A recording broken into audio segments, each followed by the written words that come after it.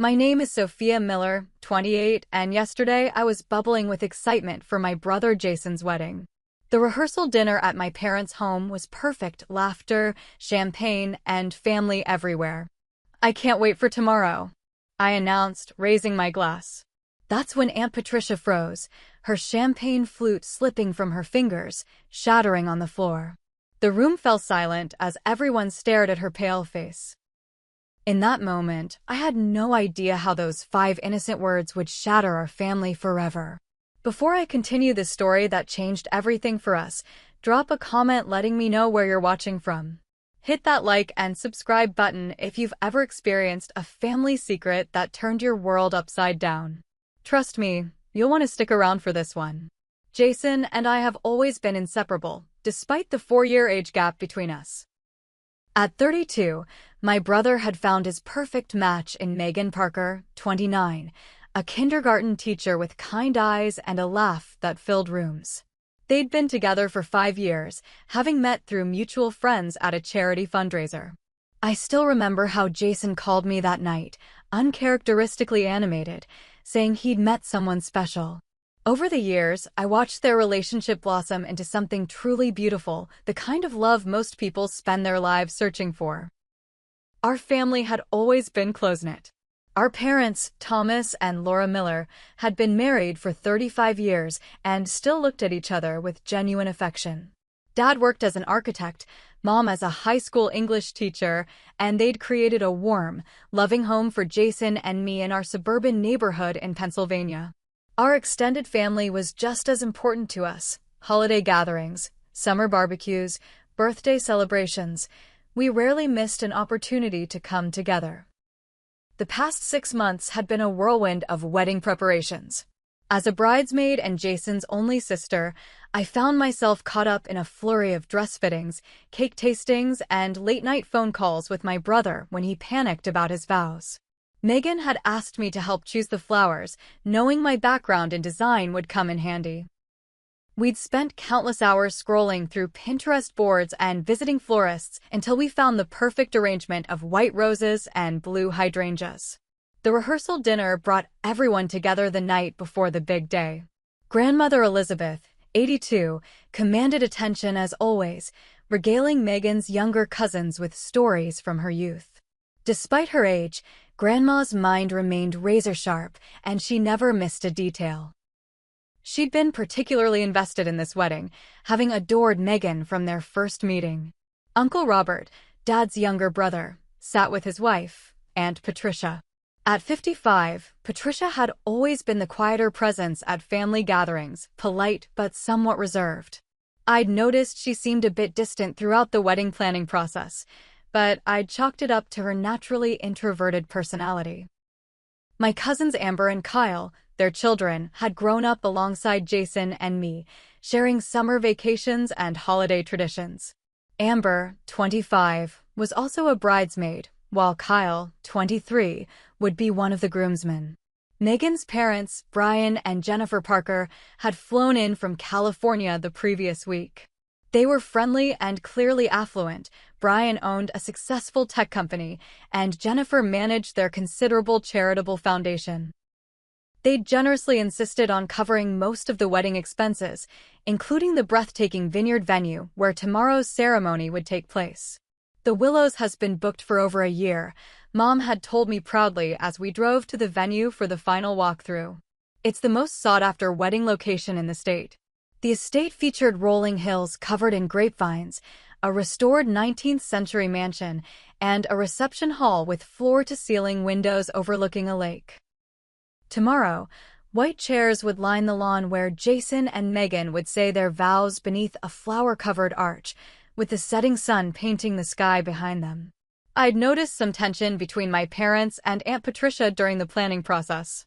Once, when discussing seating arrangements, I'd walked into the kitchen to find Mom and Patricia in what appeared to be a heated discussion that abruptly ended when they saw me. Another time, Patricia had declined to attend Megan's bridal shower, citing a migraine.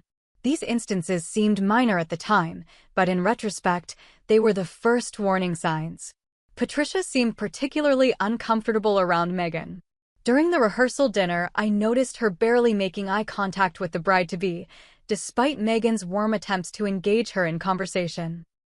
When Megan asked for family recipe suggestions to add to their collection, Patricia had muttered something about keeping things separate before changing the subject entirely. "Is everything okay with Aunt Patricia?" I'd asked Mom quietly while helping to arrange dessert plates. "She's just emotional about the wedding," Mom had replied, too quickly. "You know how she gets." But I didn't know. In all the years of family events, I'd never seen Patricia behave quite like this. Still, I pushed my concerns aside. Tomorrow was Jason and Megan's day, and nothing was going to spoil it, or so I thought. The rehearsal at the venue had gone smoothly that afternoon. The wedding coordinator, a no-nonsense woman named Valerie, had guided us through our positions and timing. Jason had pretended to swoon when Megan walked down the practice aisle, making everyone laugh. The pastor had reminded us about the importance of speaking clearly into the microphones. Everything was falling perfectly into place. Back at my parents' house for the dinner afterward, the atmosphere was jovial. Dad had set up tables in the backyard, strung with fairy lights that twinkled as the sun set. Mom's garden provided a beautiful backdrop, her prized roses in full bloom. The catering company had outdone themselves with a selection of Jason and Megan's favorite foods, from elegant seafood appetizers to comfort food classics. As champagne flowed and conversations hummed around me, I felt a deep contentment. In less than 24 hours, my brother would be married to the woman he loved, surrounded by everyone who mattered to them. What could possibly go wrong? The rehearsal dinner was in full swing by 8 o'clock. The backyard of my parents' home had transformed into an enchanted space under the May evening sky. String lights crisscrossed above the tables, creating a canopy of warm light against the deepening blue. The catering staff moved efficiently between guests, refilling wine glasses and clearing empty plates. The gentle clinking of silverware and waves of laughter created the perfect soundtrack for our family celebration. I'd been floating from table to table, making sure everyone had what they needed, sharing in the excitement that permeated the air. Jason and Megan sat at the center table, her hand resting comfortably in his, their heads occasionally tilting together to share private words amid the public celebration. They looked radiant, both glowing with anticipation for tomorrow's ceremony. Around 9:30, Dad stood up, champagne flute in hand, to make a toast. As the patriarch of our family, his words carried special weight. He spoke eloquently about watching Jason grow from a curious little boy into the accomplished man before us, about welcoming Megan into our family, about the journey of marriage that lay ahead of them. Tears glistened in many eyes as he finished. "To Jason and Megan," he said, raising his glass higher. "May tomorrow be the beautiful beginning of your lifetime together." To Jason and Megan, everyone echoed, glasses lifting in unison. The momentum of toasts continued. Megan's father spoke next, followed by her maid of honor. When the formal toasts concluded, conversations resumed and people began to mingle again. I found myself standing near the dessert table with Jason, Megan, and several family members, including Aunt Patricia. The conversation turned to last-minute wedding details. "I still can't believe we're actually here," Megan said, her face flushed with happiness. "After all the planning, it's finally happening." "I know." I agreed enthusiastically, raising my glass. "I can't wait for tomorrow." The words had barely left my mouth when I heard the distinct sound of glass shattering. All eyes turned to Aunt Patricia. Her champagne flute lay in pieces at her feet, the golden liquid seeping into the patio stones. But more alarming was Patricia herself. The color had drained completely from her face, her eyes wide with what I could only describe as horror. She looked as though she'd seen a ghost, or perhaps more accurately, as though she'd become one herself. "Patricia?" Uncle Robert reached for his wife's arm. "Are you all right?" For a long moment, she didn't respond. Her gaze remained fixed on me, then shifted to Jason and Megan. The silence stretched uncomfortably until she finally seemed to collect herself. "I'm sorry," she managed, her voice barely above a whisper. "I don't know what happened. The glass just slipped." A server quickly approached with a broom and dustpan, and the moment began to pass. Conversation tentatively resumed, but the atmosphere had changed. An undercurrent of tension had replaced the easy joy of moments before. "Let me help you clean up," Megan offered kindly to Patricia, apparently attributing the older woman's reaction to simple embarrassment over the broken glass. "No," Patricia said sharply, then softened. "Thank you, but I'm fine. I think I just need some air." She walked briskly toward the side of the house, with Uncle Robert following close behind. From where I stood, I could see them engaged in what appeared to be an intense conversation. Patricia's hands moved animatedly while Robert seemed to be trying to calm her. My father had noticed too. He excused himself from his conversation and made his way over to them. I watched as he joined their huddle, his expression growing increasingly serious as Patricia spoke. Something was very wrong. Driven by concern and curiosity, I casually moved closer, pretending to adjust some flowers on a nearby table. I couldn't hear everything, but fragments of their conversation reached me. "Can't let this happen, Thomas," Patricia was saying, her voice urgent. "She doesn't know?" I heard her ask my father, who shook his head. "It's not the right time," Dad responded firmly. "We've discussed this." Patricia's response was too quiet to catch, but the word irresponsible floated toward me. Jason appeared at my side, making me jump slightly.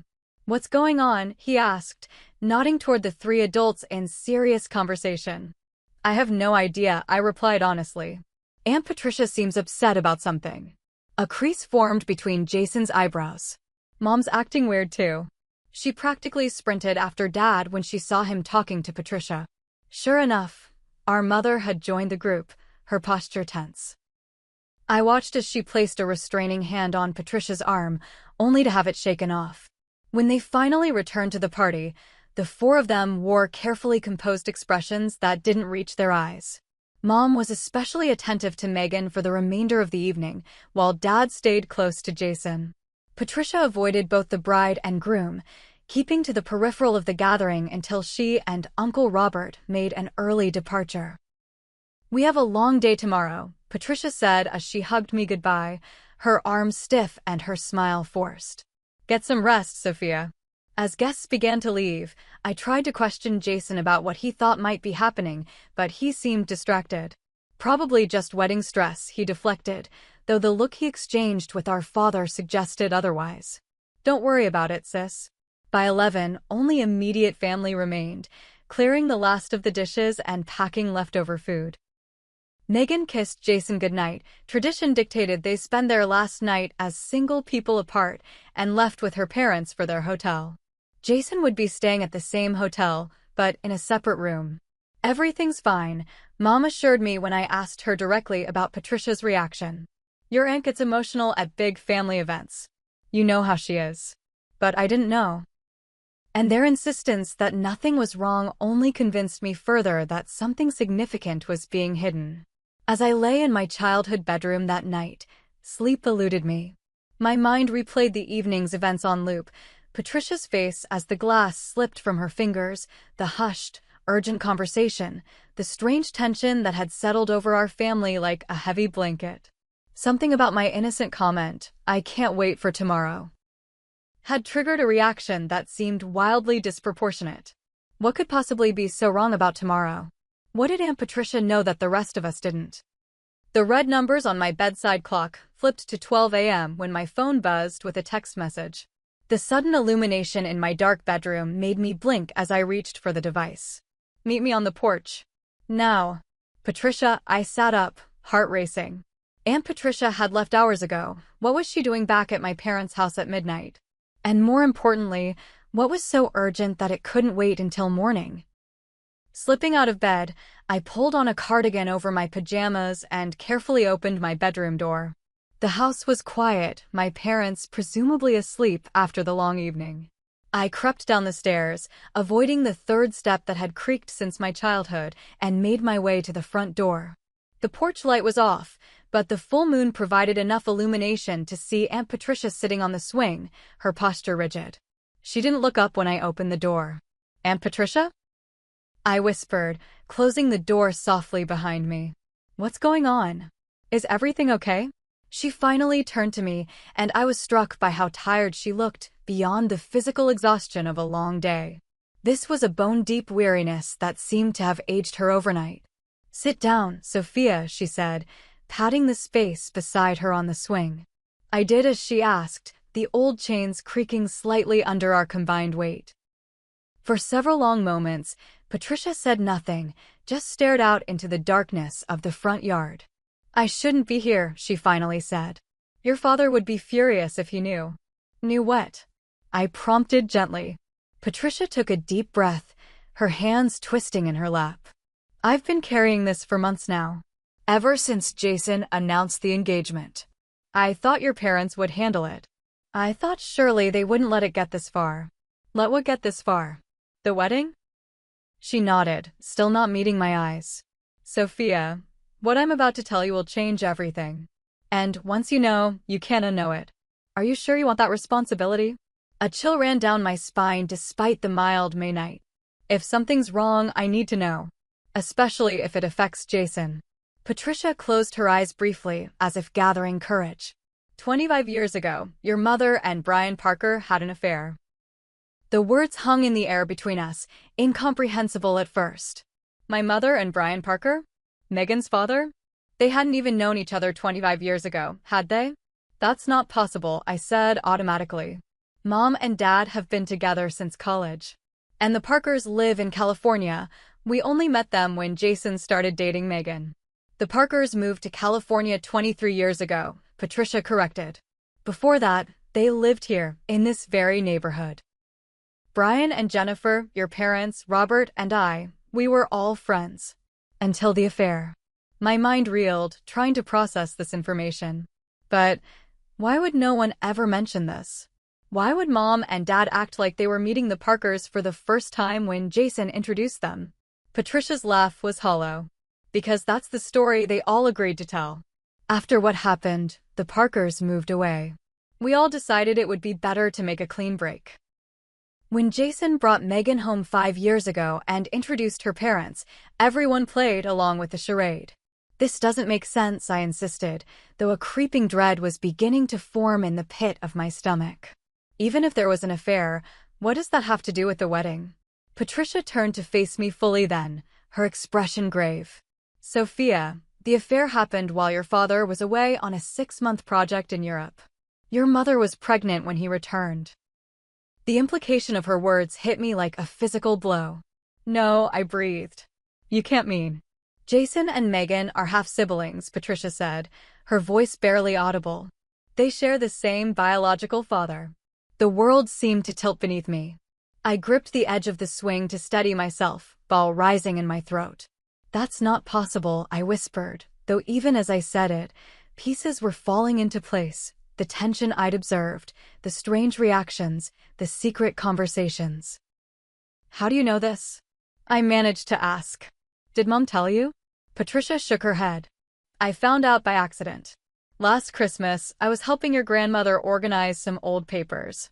I found letters from Brian to your mother. They were explicit about the affair and about the pregnancy. When I confronted Elizabeth, she confirmed everything. Apparently, she's known from the beginning." "Grandma knows." The betrayal cut deeper. "Everyone knows, Sophia. Your parents, the Parkers, even your grandmother. Everyone except you, Jason, and Megan. But this is insane. They're about to get married. They've been together for 5 years. How could everyone let this happen?" Patricia's shoulders slumped.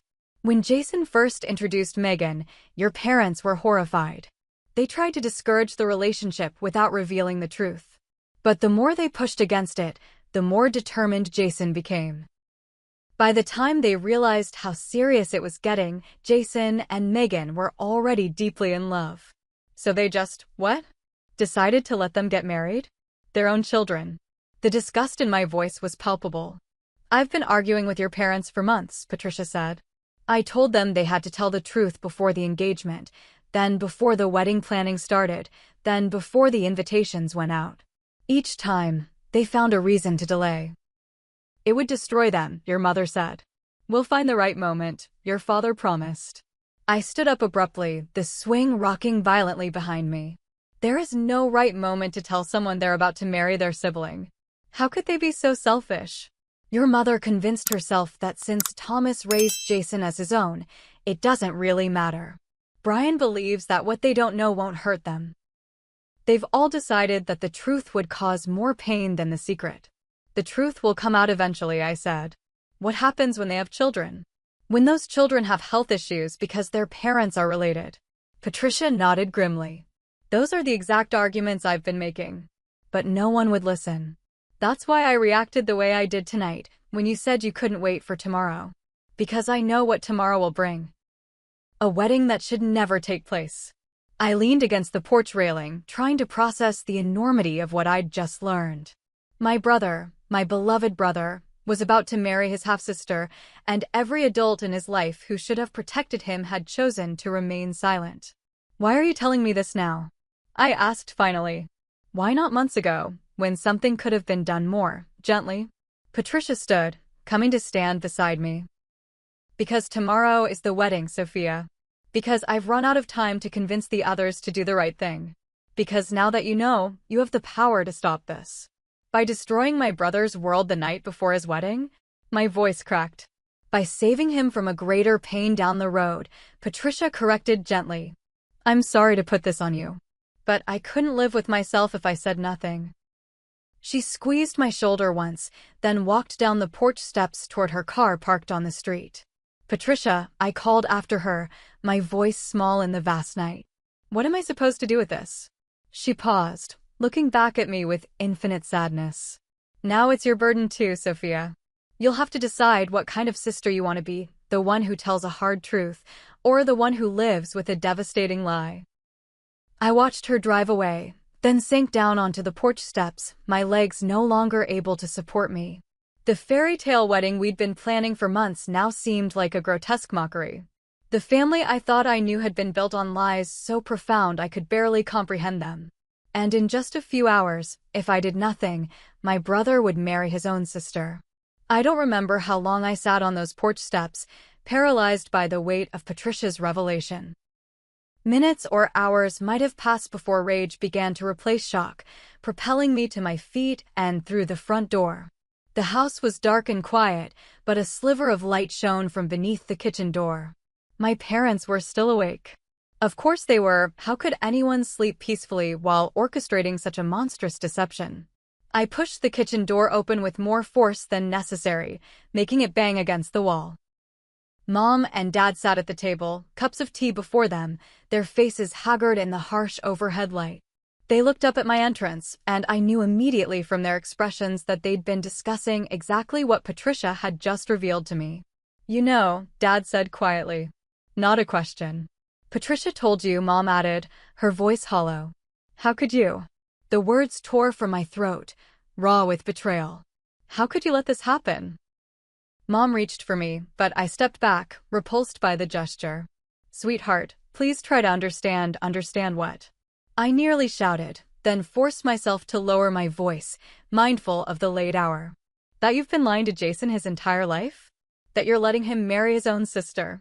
It's more complicated than that, Dad said, his face etched with lines I'd never noticed before. Then uncomplicate it for me, I demanded, crossing my arms. Explain to me how any of this makes sense. Mom and Dad exchanged glances, some unspoken communication passing between them. Finally, Mom sighed deeply. Sit down, Sophia, she said. Please. Reluctantly, I took the chair farthest from them both, my body tense with anger. 25 years ago, Mom began, her voice trembling slightly, your father and I were going through a difficult time.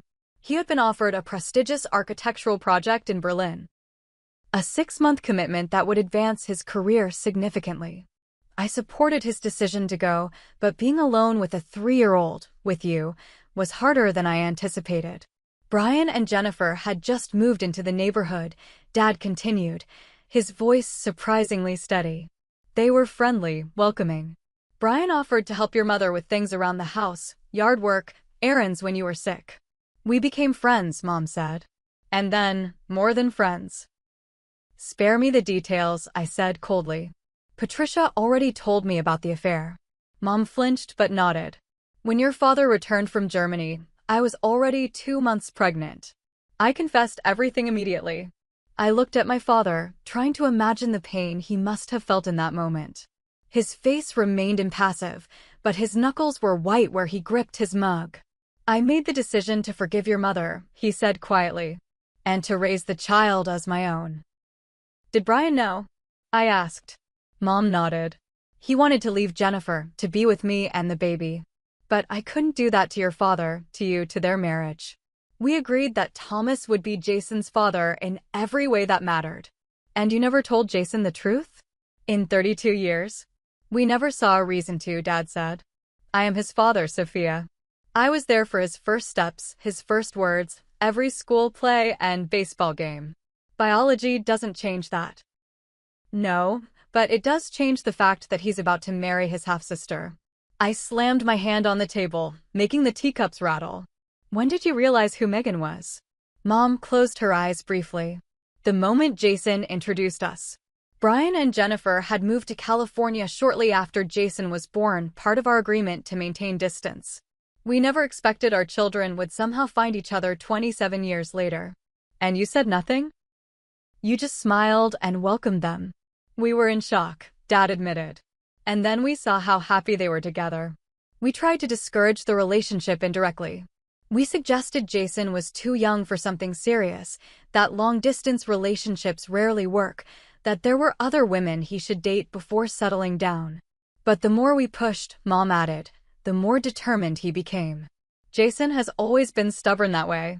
So when pushing didn't work, you just gave up? Decided, oh well, might as well let them commit accidental incest. The bitterness in my voice surprised even me. We consulted doctors, Dad said defensively. Discreetly. We were told that while children of half-siblings do have increased risks for certain conditions, it's not as high as people assume. And Jason and Megan had mentioned they might adopt rather than have biological children. You discussed their reproductive plans, but not the fact that they share a father? I was incredulous. By the time they got engaged, we didn't know how to tell them without destroying everyone's lives, Mom said, tears streaming down her face now. Can you imagine what it would do to Jason to learn that his entire life has been a lie? What it would do to his relationship with us, with Brian? How it would affect you? So you decided lying was kinder, I said flatly. We decided that the truth would cause irrevocable damage to two families, Dad corrected. That sometimes secrets exist for a reason. A new voice joined our conversation. Some secrets should never be kept. We all turned to see Grandmother Elizabeth standing in the doorway, her silver hair loose around her shoulders, a robe cinched tightly at her waist. Mom, my father acknowledged. You should be asleep. How can anyone sleep with all this shouting? She asked, making her way slowly to the table. Besides, it seems I'm needed. Again. You knew too, I accused, the betrayal expanding to encompass yet another person I'd trusted implicitly. All this time. Of course I knew, Grandma said, lowering herself into a chair. I was the first person your mother called when she found out she was pregnant. I was also the first to suggest that Thomas raise the child as his own. How can you all be so calm about this? I demanded. Don't you understand what's at stake here? Better than you might think, Grandma replied. Secrets have a way of festering, Sophia. I've lived long enough to see how they can poison a family from within. But I've also seen how the truth, delivered at the wrong moment or in the wrong way, can be equally destructive. So, what's your solution? Let the wedding happen. Of course not, Grandma said sharply. But charging off to tell Jason and Megan in the middle of the night, when everyone is exhausted and emotions are high, isn't the answer either. Then what is?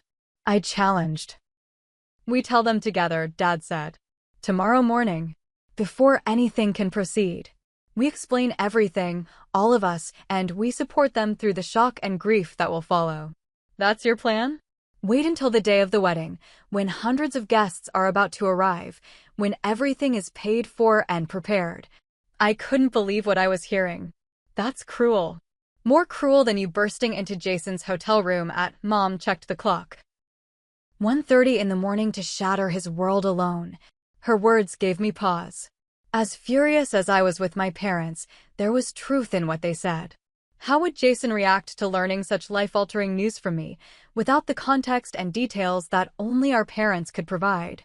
But the alternative, waiting until morning, letting Jason wake up excited for his wedding day, only to have that joy transformed into horror, seemed equally unbearable.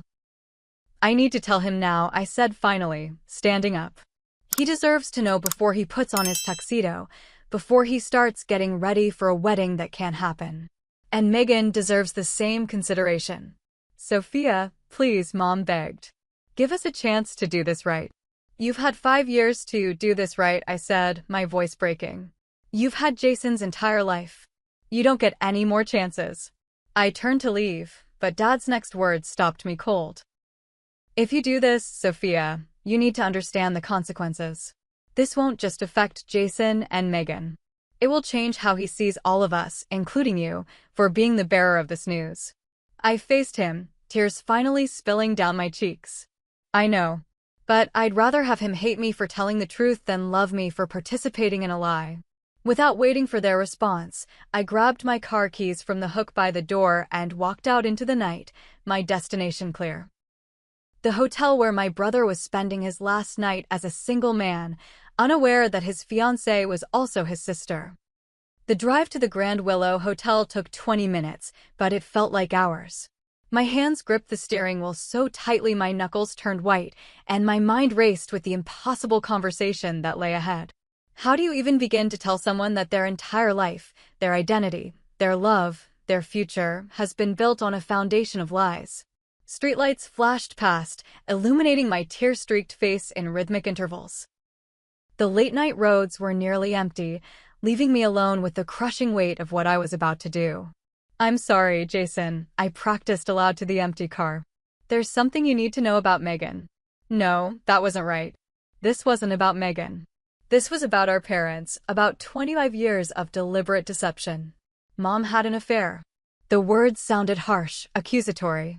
This wasn't Mom's fault alone. Everyone had participated in this elaborate charade. Dad, Brian, Jennifer, even Grandma Elizabeth. By the time I pulled into the hotel parking lot at 2:17 a.m., I still hadn't found the right words. Perhaps there were none. Perhaps some truths were so devastating they defied articulation. I sat in my car for several long minutes, gathering courage. The hotel's facade was elegant, its windows mostly dark except for the lobby and a few scattered rooms where lights still burned. One of those, I knew, belonged to my brother. Finally, I picked up my phone and dialed Jason's number. It rang 4 times before he answered, his voice thick with sleep. Soph? What's wrong? It's the middle of the night. I need to see you, I said, my voice surprisingly steady. I'm in the parking lot. The parking lot? He sounded more alert now, concerned. Are you okay? No, I admitted. Please, Jason. It's important. There was a pause, then rustling sounds. Give me 5 minutes. I'll meet you in the lobby. True to his word, Jason appeared in the lobby exactly 5 minutes later. He wore sweatpants and a faded University of Pennsylvania t-shirt, his dark hair rumpled from sleep. Despite the late hour and abrupt awakening, he looked happy, a man on the eve of marrying the woman he loved. My heart constricted painfully in my chest. What's going on? He asked, giving me a quick hug. Is it Mom? Dad? I shook my head, unable to speak past the lump in my throat. The lobby was deserted except for a night clerk who was tactfully pretending not to notice our late-night meeting. Let's sit down, I managed, gesturing to a seating area in the corner, far from the clerk's curious ears. Jason followed me, concern etched across his features. We sat on adjacent sofas, knees nearly touching across the small coffee table between us. You're scaring me, Sophia, he said quietly. Whatever it is, just tell me. I took a deep breath, feeling as though I was standing at the edge of a cliff. Once I spoke, there would be no going back. Everything would change. I learned something tonight, I began, my voice barely above a whisper. Something that affects you, affects your wedding to Megan. Jason leaned forward, brow furrowed. What are you talking about? Is this about Patricia's weird behavior at dinner? I nodded. Partly. After everyone left, she came back. She told me. I swallowed hard, forcing myself to maintain eye contact. She told me that 25 years ago, Mom had an affair with Brian Parker. Jason blinked, confusion replacing concern. Brian Parker? Megan's dad? That's ridiculous. They only met when I introduced them. No, Jason. They've known each other for decades. They were neighbors before the Parkers moved to California. The move happened right after you were born. Understanding began to dawn on his face, followed immediately by denial. What are you saying, Sophia? Just say it plainly. The moment had come. No gentle way existed to deliver this blow. Brian Parker is your biological father, I said, the words hanging in the silent lobby like physical things. You and Megan share the same father. You're half-siblings. Jason stared at me, his face completely blank for several seconds. Then he laughed. A sharp, disbelieving sound that echoed painfully in the quiet space. That's not funny, Sophia. What the hell kind of joke is this the night before my wedding? It's not a joke, I said softly. I wish it were. This is insane, he said, standing abruptly. You're saying that Mom cheated on Dad, got pregnant with me, and everyone has been lying about it my entire life? And I just happened to fall in love with my own sister?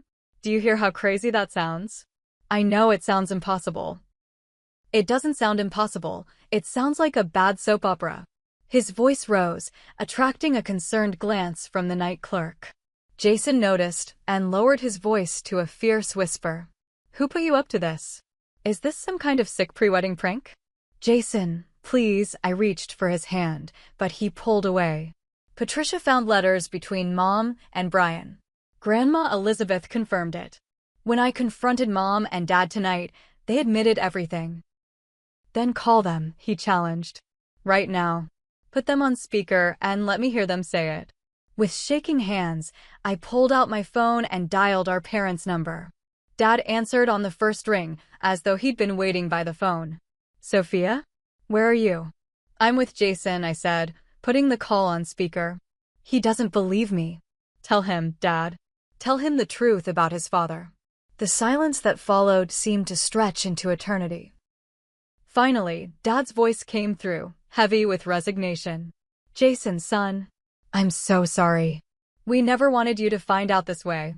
The color drained from Jason's face. He sank back onto the sofa, legs seemingly unable to support him any longer.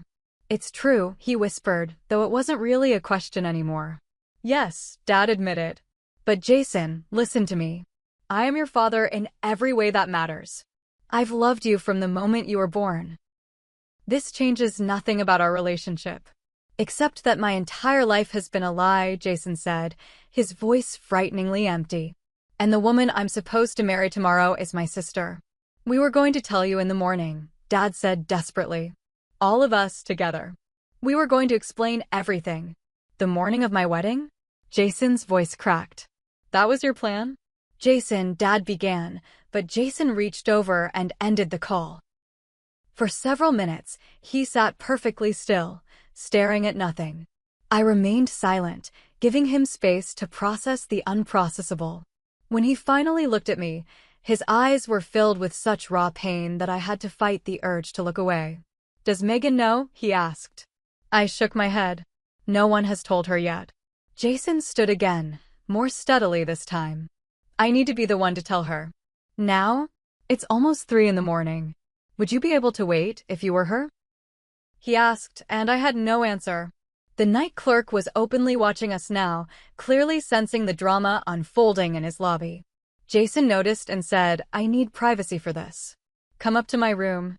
I followed him to the elevator and up to the 6th floor. His room was a mess of wedding preparations, his tuxedo hanging on the closet door, gifts for his groomsmen arranged on the desk, Megan's picture smiling from the nightstand. The sight of these normal, hopeful things made my chest ache. Jason picked up the hotel phone and dialed. Megan? It's me. I know it's late. No, everything's not okay. I need to see you right now. Can you come to my room? It's important. Please, Megan. Room 612. Thank you. He hung up and turned to me. She's coming. Do you want me to stay? I asked uncertainly. Jason looked at me for a long moment. I don't know, Sophia. Part of me blames you for this, even though I know it's not your fault. You're just the messenger. I can wait in the hallway, I offered, in case either of you needs me afterward. He nodded, seemingly relieved by the suggestion. That would be good. While we waited for Megan, Jason paced the room like a caged animal, occasionally stopping to stare out the window at the dark parking lot below. He didn't cry, didn't rage, didn't ask further questions. His shock had transformed into a terrible, contained stillness that worried me more than any outburst would have. A soft knock at the door came 10 minutes later. Jason froze, then moved to answer it with the hesitation of a man approaching his execution. Megan stood in the hallway, her long honey-blonde hair hastily pulled into a ponytail, wearing pajama pants and a university sweatshirt. Her face was creased with worry. Jason? What's wrong? Why is Sophia here? Come in, he said gently. We need to talk. I slipped past Megan into the hallway, catching a glimpse of her confused, frightened expression before Jason closed the door. I leaned against the wall opposite their room, sliding down until I sat on the carpeted floor. Through the door, I could hear the muffled sound of Jason's voice, then silence. More of Jason's voice, low and steady. Then a cry, Megan's, so filled with anguish that it physically hurt to hear. More voices rising and falling. Something crashed against a wall. Sobbing. A sound so raw and primal it barely seemed human. The hotel door to my right opened, and an elderly man in a bathrobe peered out with irritation. What on earth is going on out here? He demanded. Family emergency, I said weakly. I'm very sorry about the noise. He harumphed, but retreated back into his room. Down the hall, another door opened slightly, then quickly closed. Inside room 612, the sobbing continued. I hugged my knees to my chest, my own tears falling silently. In the space of a few hours, two people who loved each other deeply had learned that their love was forbidden, taboo, impossible. Their planned life together had shattered beyond repair, and I had been the hammer that delivered the blow. Nearly an hour passed before the door finally opened. Megan emerged first, her face blotchy and swollen from crying, her eyes vacant with shock. She didn't acknowledge me as she walked unsteadily toward the elevator. I stood and entered the room to find Jason sitting on the edge of the bed, head in his hands. The room was in disarray, a lamp lay broken on the floor, the contents of a gift bag scattered across the carpet. Jason, I ventured softly. Go home, Sophia, he said, not looking up. Please. I can't. I just can't right now. I don't think you should be alone. I've never been more alone in my life, he said, his voice hollow. Finding out that my father isn't my father, that the woman I love is my sister, that everyone I've ever trusted has been lying to me. I need space. Please.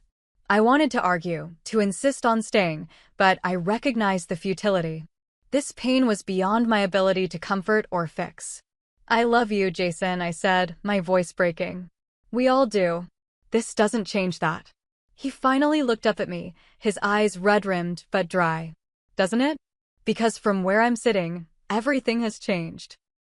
Every memory, every family photo, every story I've ever been told about myself, it's all different now. It's all a lie. I had no response to that truth. I simply nodded, then reluctantly left, closing the door softly behind me. In the elevator down to the lobby, I checked my phone. 27 missed calls and texts from my parents. None from Patricia, who had delivered this devastating truth then disappeared, leaving others to deal with the fallout. As I walked through the deserted lobby, the night clerk watched me with undisguised curiosity. I wondered what he thought had happened, a pre-wedding fight, cold feet, family drama of a more conventional variety. How could he possibly imagine the truth? In my car, I sat motionless behind the wheel, too exhausted and emotionally drained to drive. The wedding was certainly off. In a few hours, 200 guests would need to be informed, vendors contacted, deposits forfeited. The practical aftermath of this revelation would be messy and public. But the emotional aftermath would be far worse.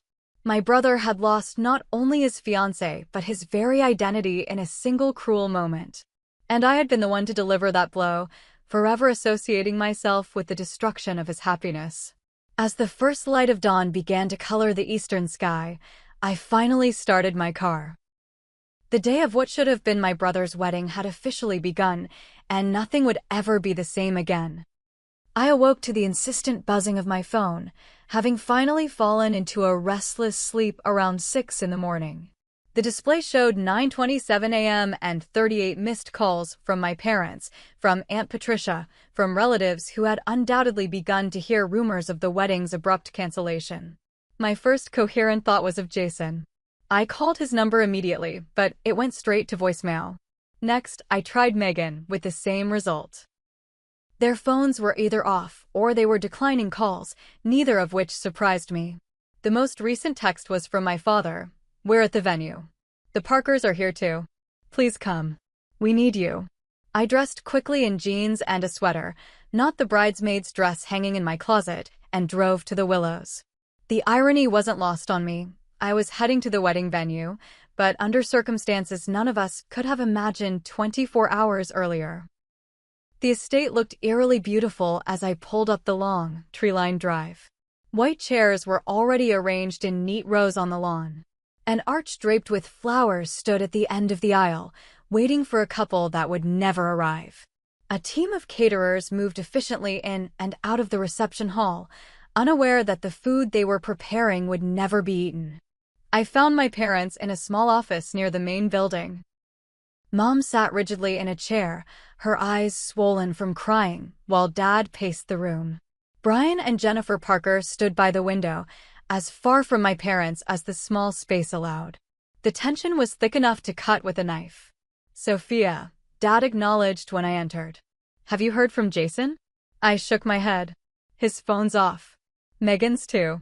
Jennifer Parker made a small, wounded sound. She was an elegant woman in her late 50s, her blonde hair so similar to Megan's, pulled back in a tight bun. Her husband stood beside her, his hand on her shoulder. Brian Parker was tall and broad-shouldered, with graying hair and familiar eyes, Jason's eyes, I realized with a jolt. "This is your fault," Jennifer said suddenly, looking directly at my mother. "All of it. You couldn't keep your hands off my husband 25 years ago, and now our children are paying the price." "That's enough, Jennifer," Brian said quietly. "No, it's not nearly enough." Jennifer's voice rose. "We agreed never to speak of this again. We agreed to move on with our lives, to protect our families. And now look what's happened." "We didn't know they would meet," Mom said, her voice barely audible. "How could we have predicted this?" "You should have told Jason the truth years ago," Jennifer snapped. "Before he ever met Megan, before they fell in love, before we all had to watch them plan a wedding that was doomed from the start." "And you should have told Megan," Dad countered, stepping in front of Mom protectively. "The responsibility wasn't solely ours." "Stop it, all of you," I interrupted. "Blaming each other doesn't help Jason and Megan. What are we doing about the guests? The vendors? There are 200 people expecting a wedding in," I checked my watch, less than 4 hours. Dad rubbed his forehead wearily. "We've started making calls. We're telling everyone there's been a family emergency and the wedding has to be postponed." "Postponed?" I echoed incredulously. "Not canceled." "We can't exactly tell people the truth, can we?" Brian said. "That the bride and groom just discovered their siblings?" The blunt statement hung in the air, making the reality of our situation impossible to deny or soften. "The wedding coordinator is helping us contact the vendors," Mom added. "Most of them are being understanding about the deposits, given the circumstances." "What circumstances did you tell them exactly?" I asked. "That there's been a medical emergency," Dad replied. "It's the easiest explanation." The door opened and Aunt Patricia entered, looking haggard. Uncle Robert followed close behind her, his expression grim. "Any news from Jason?" Patricia asked, pointedly ignoring the hostile glares from my parents. "Nothing," I replied. "This is on you, Patricia," Mom said bitterly. "If you had kept quiet for one more day, we could have handled this properly." "There is no proper way to handle incest, Laura," Patricia retorted. "And for the record, I didn't tell Sophia to rush to Jason in the middle of the night. I simply gave her the information you should have shared years ago. Don't you dare take the moral high ground, Brian interjected. You've inserted yourself into a situation that wasn't yours to manage. Someone needed to think about those kids. Patricia shot back. While the rest of you were planning a wedding that should never have happened. Enough. Grandmother Elizabeth's authoritative voice cut through the arguing as she entered the room, supported by Uncle Robert's son Kyle. This bickering solves nothing. Where are Jason and Megan? No one had an answer. My phone buzzed with a text, and everyone turned to me expectantly. But it wasn't from Jason or Megan. It was from Amber, my cousin and fellow bridesmaid. The bridesmaids and groomsmen are starting to arrive, I informed the room. They're confused about what's happening. Dad sighed heavily. I'll go talk to them. I'll come with you, I offered, desperate for any excuse to escape the suffocating tension of that room. Outside, the perfect May morning seemed to mock our family crisis. Birds sang in the ancient oaks that dotted the property, and the sun sparkled on the lake visible beyond the reception hall. In another universe, this would have been a perfect day for a wedding. We found the wedding party gathered near the bridal suite, 3 bridesmaids including Amber, and 4 groomsmen including Kyle's brother. Their faces showed various degrees of confusion and concern. What's going on, Mr. Miller? Asked Cameron, Jason's best friend since college and his best man. No one can reach Jason or Megan. Dad cleared his throat. I'm afraid the wedding has been postponed. There's been a family situation that requires immediate attention. What kind of situation? Amber asked, her eyes narrowing suspiciously. Is everyone okay? Jason and Megan are physically fine, I assured her, choosing my words carefully. But they're dealing with some difficult news that came to light last night. The questions came rapidly then. When would the wedding be rescheduled? Should they try to contact Jason? What should they tell other guests who were already on their way?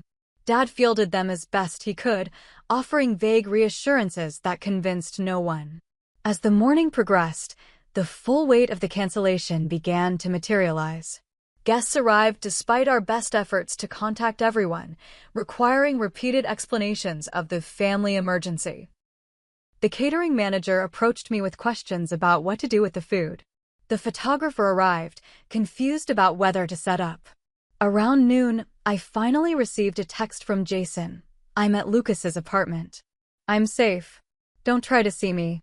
Lucas was another of his close friends, someone who had not been involved in the wedding party. I shared this information with my parents, providing minimal relief to their worry. Still, no word came from Megan. By 2 o'clock. When the ceremony should have been starting, most guests had been turned away, the vendors were packing up, and our extended family had gathered in the main house, muttering in small groups. The story had morphed and expanded with each telling, though the actual truth remained known only to those of us who had been in that small office earlier. I heard they had a massive fight. I overheard one distant cousin telling another. Something about prenuptial agreements. I heard she caught him cheating, came another whispered theory. I moved through these conversations like a ghost, neither confirming nor denying anything, exhaustion making my limbs heavy and my thoughts sluggish. Uncle Robert approached me as I sat alone on a bench overlooking the lake. Patricia didn't mean for this to happen this way, he said quietly, sitting beside me. Didn't she? I asked, too tired for politeness. She waited until the night before the wedding to reveal a truth she's known for months. She could have told Jason directly at any point, but she chose to put it on me. Robert sighed. She thought your parents would do the right thing once they realized she knew. When they didn't, she felt trapped. But she does care about Jason, about all of you. Caring isn't enough, I said. Not when you destroy people's lives. The truth didn't destroy their lives, Sophia, he countered gently. The lies did. The truth, painful as it is, will eventually set them free. I wanted to believe him, but in that moment, free seemed like the last word I would use to describe Jason and Megan. They were imprisoned by a truth they never asked for, grieving not only the loss of their relationship, but the shattering of their very identities. By evening, the venue was cleared, The guests dispersed, the news thoroughly disseminated throughout our extended family and social circles. We gathered at my parents' house, Mom, Dad, Grandma Elizabeth, Uncle Robert, Aunt Patricia, and me, a fractured family trying to pick up the pieces. Jennifer says Megan is with them at their hotel, Dad reported after a phone call. She's devastated, obviously, but physically okay. They're flying back to California tomorrow. And Jason? Grandma Elizabeth asked. Still at Lucas's. He's not ready to talk to any of us yet. Can you blame him? I said, unable to keep the bitterness from my voice. No, Mom admitted quietly. I don't blame him at all. We sat in uncomfortable silence, each lost in our own thoughts and regrets. The doorbell rang, startling us all. Dad went to answer it, returning moments later with an unexpected visitor, Brian Parker. I thought we should talk, he said, addressing the room but looking primarily at me. About where we go from here. Where we go from here? I repeated incredulously. The wedding is canceled. Your daughter and my brother, your son, have had their lives torn apart. What exactly is there to talk about? The future, Brian said simply. Because whether we like it or not, our families are connected. Forever. I looked around at these people, my family, extended and complicated as it had become, and felt a wave of exhaustion so profound it nearly brought me to my knees. In the space of 24 hours, everything I thought I knew about my life, my brother, my parents, had been upended. And now we were expected to find a path forward, to create some new normal from the wreckage of lies and betrayal. I can't do this right now, I said, standing abruptly. I need to check on Jason. I left them there, these adults who had created this mess with their secrets and compromises and misplaced protectiveness. In trying to shield Jason and Megan from pain, they had ensured its inevitability. And in revealing the truth, I had become complicit in the destruction, the bearer of devastating knowledge. As I drove toward Lucas's apartment, I wondered if any of us would ever truly recover from this day, the day that should have been my brother's wedding, but instead became the breaking point for our entire family. 3 months passed before our family began to find its way back to something resembling normalcy, though normal had been permanently redefined by the events of that May weekend. Jason had moved out of his apartment and in with Lucas temporarily, unable to face the home he'd planned to share with Megan after their honeymoon. He took a leave of absence from his job at the architectural firm, using the time to process his grief and anger through therapy. For the first month, he refused to see or speak to our parents, communicating with them only through brief, impersonal texts to confirm his well-being. With me, things were complicated. As the messenger, I occupied a unique position in Jason's pain, not its cause, exactly, but forever linked to the moment his world imploded. 2 weeks after the canceled wedding, he finally agreed to meet me for coffee. I don't blame you, were his first words when we sat down at a quiet corner table. I want you to know that. Relief washed over me. I've been so worried about you. I know. He looked different, thinner, with dark circles under his eyes and a new seriousness in his expression. I'm not okay, sophomore. But I'm better than I was. And Megan? I asked cautiously. Pain flickered across his face. She's back in California. We haven't spoken since that night at the hotel. I don't know what we would say to each other. I'm so sorry, Jason. For all of it. He nodded, staring into his coffee. The thing is, I'm grateful to know the truth. As horrible as it is, living a lie would have been worse. So thank you for having the courage to tell me when everyone else chose secrecy. That conversation marked the beginning of our healing as siblings. Over the following weeks, we met regularly, sometimes talking for hours about our family, our childhood, the new lens through which Jason now viewed his life. Other times we simply sat together in companionable silence, drawing comfort from each other's presence. Jason's relationship with our parents was slower to mend. He agreed to meet them after 6 weeks, a tense dinner at a neutral restaurant where more tears were shed than words spoken. Dad, the man who had raised him as his own, struggled most with Jason's anger. I have to redefine everything, Jason told me after that dinner. What does it mean that Dad isn't my biological father? Does it change our relationship? Should it? I don't know how to navigate this. He loves you, I said simply. That's never been a lie. I know, Jason admitted. That's the one thing I've never doubted, even in my angriest moments. Megan had cut ties with everyone involved. According to occasional updates from her mother to mine, she had taken a teaching position in Seattle, wanting distance from both families. She had deleted her social media accounts and changed her phone number. Her way of coping was to create a clean break, a fresh start untainted by our complicated shared history. Aunt Patricia and I formed an unexpected alliance in the aftermath. As the two truth-tellers, we found ourselves similarly positioned in the family, respected for our integrity, but resented for our role in bringing painful facts to light.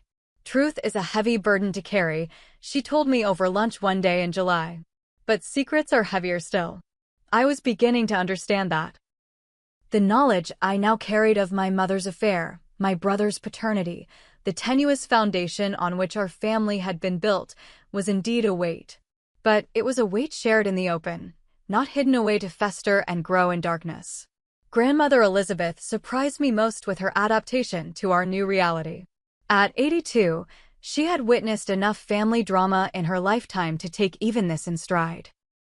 Families are complicated, Sophia, she said when I visited her at her assisted living facility. They always have been. In my day, we simply didn't speak about these things, but that doesn't mean they didn't happen. But doesn't the truth hurt more sometimes? I asked, thinking of Jason and Megan's devastation. Sometimes, she conceded. But lies hurt longer. They have a way of poisoning generation after generation. Your parents thought they were protecting Jason, but they were really protecting themselves from difficult conversations and uncomfortable truths. By August, small gatherings of our immediate family became possible again. Sunday dinners resumed, though with a different quality than before, more careful, more intentional, with a new awareness of how fragile family bonds could be. The Parkers remained in California, their contact with our family limited to occasional formal updates. Brian had attempted to establish a relationship with Jason as his biological father, but Jason wasn't ready. I already have a father, he told me. I'm not looking for another one. Thanksgiving arrived with trepidation and hope. For the first time since the wedding that wasn't, our extended family would gather together, including Uncle Robert and Aunt Patricia, whose presence had been a point of contention given Laura's lingering resentment toward her sister-in-law. She needs to be there, Jason had insisted. Patricia was the only one brave enough to tell the truth. I want her at Thanksgiving. And so we assembled around my parents' dining table, the empty chair where Megan would have sat as a new daughter-in-law, a palpable reminder of all that had changed. The conversation was stilted at first, carefully avoiding sensitive topics, until Jason himself addressed the elephant in the room. I want to say something, he said, setting down his fork. I've been in therapy for 5 months now, working through everything that happened. And I've realized something important. Family isn't just about biology. It's about love, commitment, showing up for each other even when it's hard. He looked directly at Dad. You're my father. You always have been and you always will be. Biology doesn't change that. Dad's eyes filled with tears, and Mom reached for Jason's hand across the table. I'm still angry about the lies, Jason continued. I probably will be for a long time. But I'm working on forgiveness, because I love all of you. And because I understand that everyone was trying to do what they thought was right, even if they were wrong. His words broke the tension, allowing for more honest conversation throughout the meal. Patricia and Mom even shared a genuine laugh over dessert, a small moment, but significant in its normalcy. After dinner, Jason and I escaped to the back porch, sitting on the very swing where Patricia had revealed the truth to me that fateful night in May. The air was crisp with autumn, so different from the warm spring evening that had changed everything. Do you ever think about Megan? I asked quietly. Jason nodded, his eyes fixed on the darkened yard. Every day. I still love her, Sophia. That doesn't just disappear because we share DNA. Have you tried to contact her? Once. I wrote her a letter, telling her that I understand her need for space, but that I'm here if she ever wants to talk. I don't know if she read it. Do you think you'll ever see her again? He was quiet for a long moment. I don't know. Maybe someday when it doesn't hurt so much. When we can look at each other and see just people, not the life we almost had together. I hope so, I said, leaning my head against his shoulder. For both your sakes. Can I ask you something? Jason said after a while. If you could go back to that night, knowing what would happen, would you still have told me the truth? I considered the question carefully, understanding its weight. Yes, I finally said. It would always be better to know the truth, even when it's painful. Especially when it's painful. Jason nodded. That's what I thought you'd say. And you'd be right.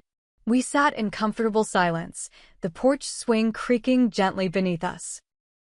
Inside, we could hear the muffled sounds of family, Grandma Elizabeth's distinctive laugh, Uncle Robert's booming voice, the clatter of dishes being cleared.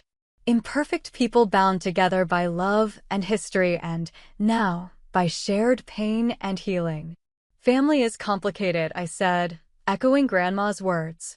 Family is family, Jason replied simply. The rest is just details. As we rejoined the others for pie and coffee, I realized that while our family would never be the same, perhaps it could be something new, something more honest, more resilient, built on truth rather than secrets. The fractures would always be visible, like lines in broken pottery mended with gold, but perhaps they would make us stronger in the broken places. 3 months after what should have been my brother's wedding day, we were still finding our way forward. But we were finding it together, one difficult conversation, one family dinner, one shared moment of laughter at a time. And in that, there was hope. If you've ever had a family secret tear your world apart, drop a comment below and share how you got through it. Did truth ultimately heal your family or create wounds that never closed? Hit that like button if this story resonated with you, and subscribe for more real-life family stories that remind us we're never alone in our struggles. Thank you for joining me on this journey, and remember, sometimes the most painful truths lead to the most authentic healing. See you in the next video.